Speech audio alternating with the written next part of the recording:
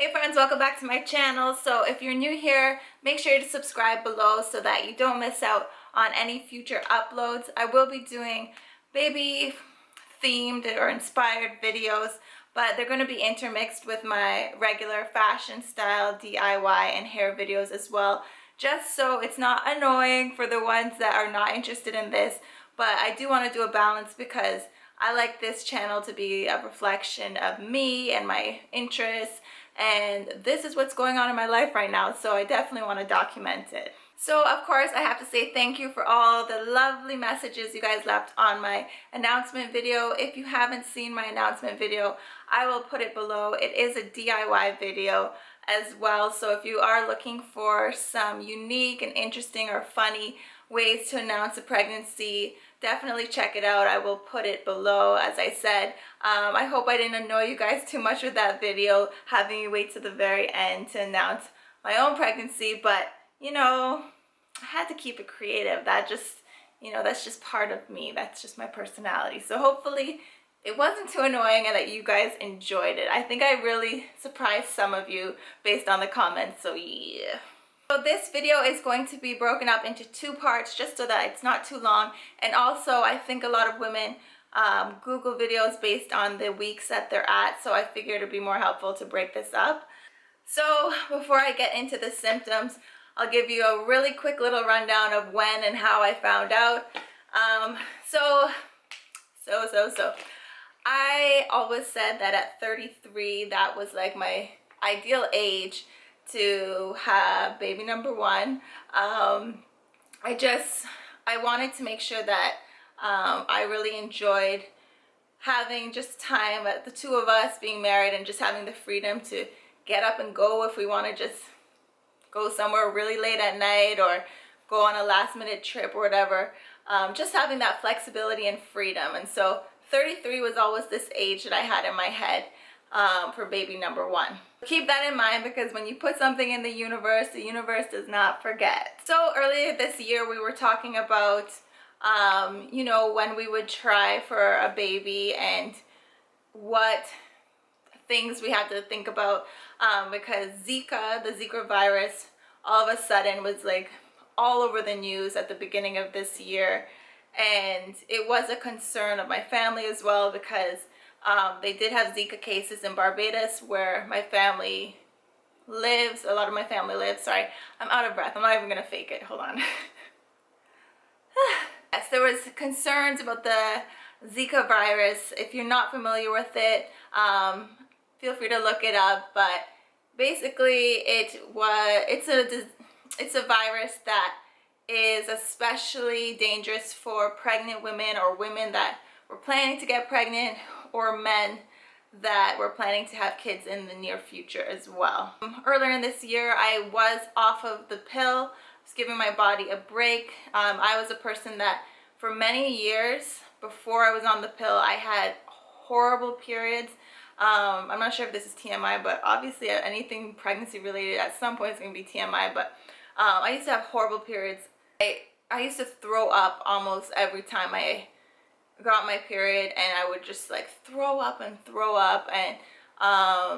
just I couldn't move. It was like crippling pains for me before I got on the pill. And so even though I know the pill is not the healthiest thing for you, it honestly helped in my quality of life a bit, because for a long time it was really difficult for me.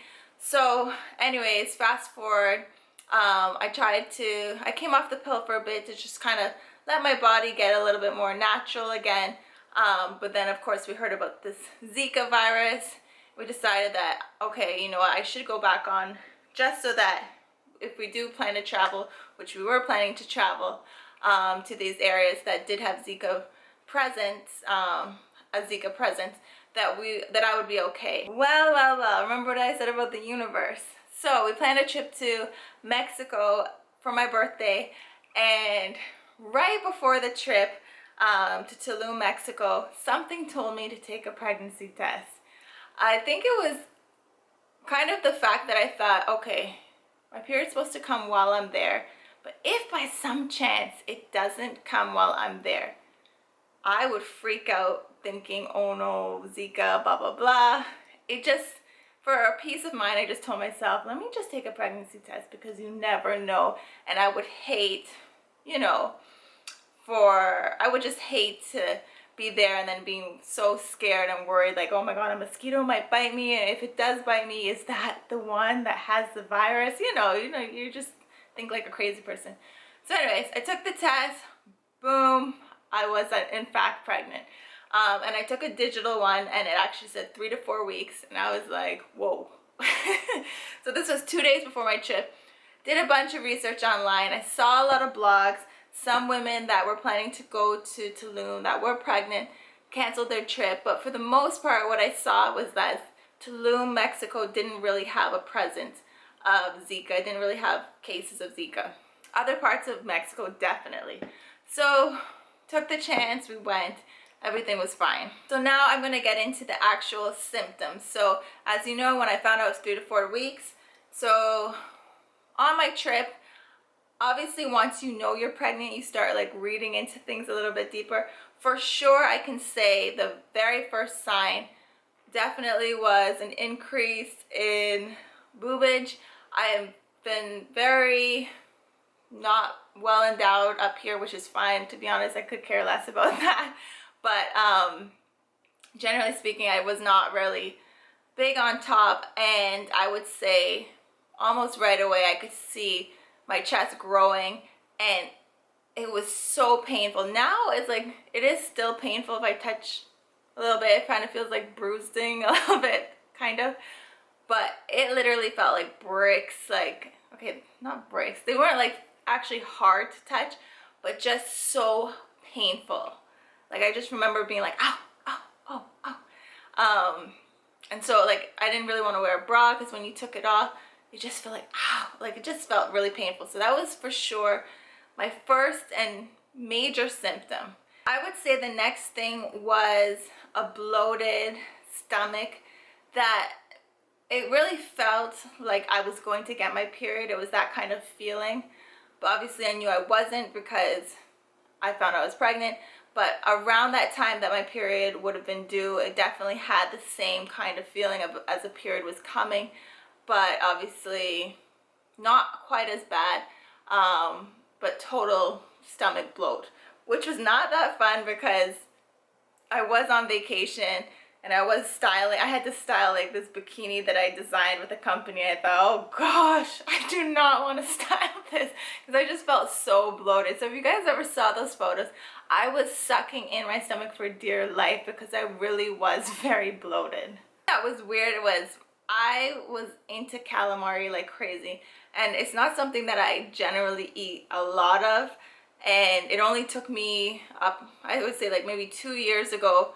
I didn't really eat it before then, and then I slowly started trying it and didn't mind it. But on this trip, we went back to the same spot like 3 times, and it was an appetizer, but I would order it as a meal and just eat it like crazy. Like I just wanted calamari over and over again.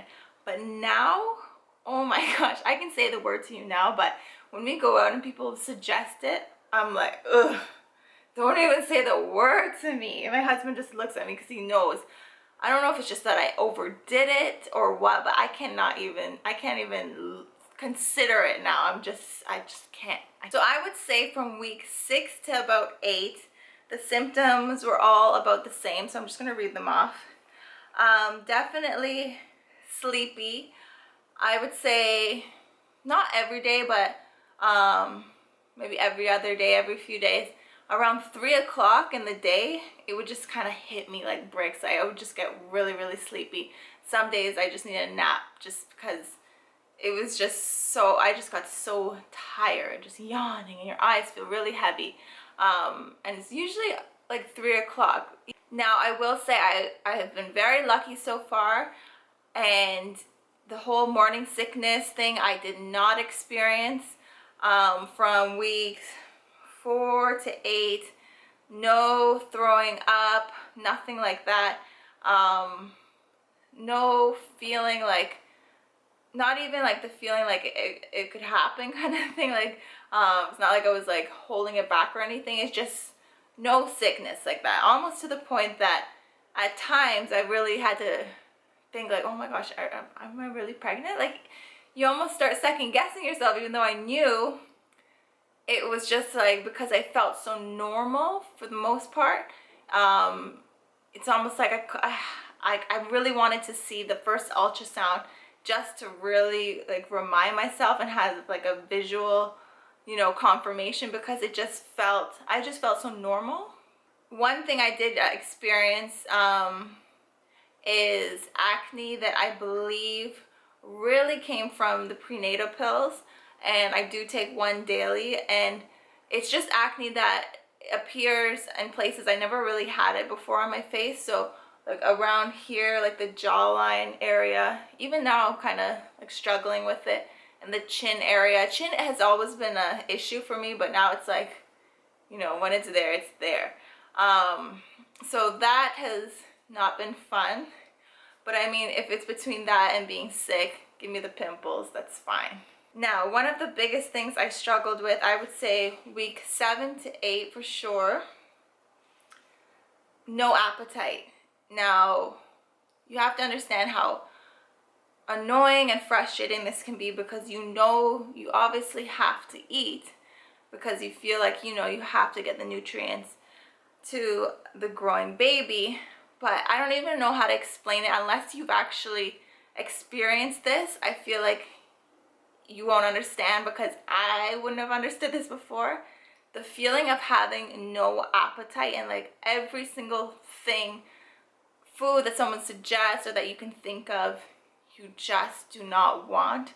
I just had major food aversions. Just the thought of certain things, I was like, like everything just turned me off. And it was frustrating, because you feel bad, because you feel like, you know, I should be eating. But I mean, I Googled online, I realized there were so many women that actually had the same thing, where it's like you just don't want anything, but you're hungry. Like sometimes I would feel hungry, but it's like just the thought of everything I just did not want. For me, the way I kind of dealt with it was little things, like really, really tiny meals and liquids. Funny enough, I was fine sometimes with like cheese or milk, which is weird because you would think dairy would kind of turn you off, but for some reason it didn't really turn me off. So I just really felt like anytime I got the thought like, okay, this food I wouldn't mind eating right now, I made sure I went and got it right away, or made it, or whatever, because it was so rare to actually crave something or want something. Another thing that really helped me with this was drinking sparkling water, like as opposed to ginger ale. I mean, ginger ale would have been fine too, but at least I don't know, it felt a little bit healthier having sparkling water, just because that little carbonated kind of taste helped ease that slight nauseous feeling, because there was nausea, but not to the point that I actually thought I was going to vomit, but just enough that nothing felt appetizing to eat. So that helped me a little bit. Anytime I felt a little like queasy, I would drink like a Pellegrini, and just it helped me feel a little bit better, where I could actually make something to eat. And soup, I eventually was able to make soup for myself and kind of ease into other stuff, but it was a struggle, big time. Okay, so I'm going to wrap this up for weeks, what did I say, 4 to 8. So I'm going to continue on with my notes for 9 to 12 in the next video. So definitely check it out. It's probably posted down below. And don't forget to give this a like if you found it helpful, and just subscribe. Blah, blah, blah, blah. Okay, so I'll see you guys in the next video. Bye.